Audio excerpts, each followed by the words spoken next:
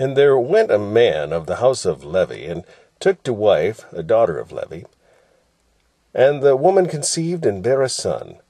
And when she saw him, that he was a goodly child, she hid him 3 months.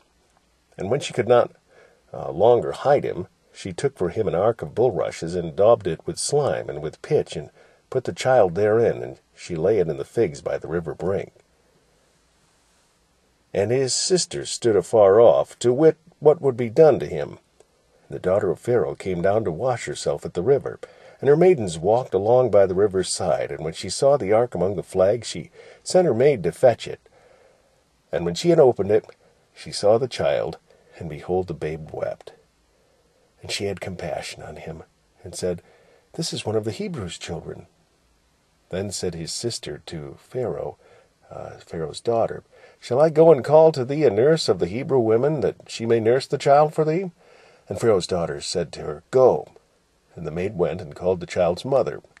And Pharaoh's daughter said unto her, Take this child away, and nurse it for me, and I will give thee thy wages. And the woman took the child and nursed it. And the child grew, and she brought him unto Pharaoh's daughter, and he became her son. And she called his name Moses. And she said, Because I drew him out of the water. And it came to pass in those days, when Moses was grown, that he went out unto his brethren, and looked on their burdens. And he spied an Egyptian smiting an Hebrew, one of his brethren, and he looked this way and that way, and when he saw that there was no man, he slew the Egyptian, and hid him in the sand. And when he went out the second day, behold, 2 men of the Hebrews strove together. And he said unto him that did the wrong, Wherefore smitest thou thy fellow? And he said, Who made thee a prince and a judge over us? Intendest thou to kill me, as thou killedst the Egyptian? And Moses feared, and said, Surely this thing is known. Now when Pharaoh heard this thing, he sought to slay Moses. But Moses fled from the face of Pharaoh, and dwelt in the land of Midian. And he sat down by a well. Now the priest of Midian had 7 daughters. And they came and drew water, and filled the troughs to water their father's flock.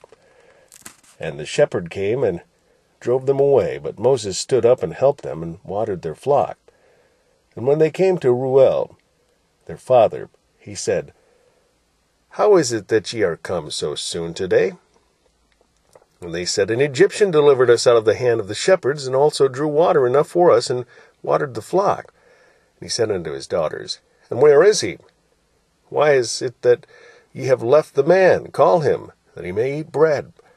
And Moses was content to dwell with the man. And he gave Moses Zipporah his daughter.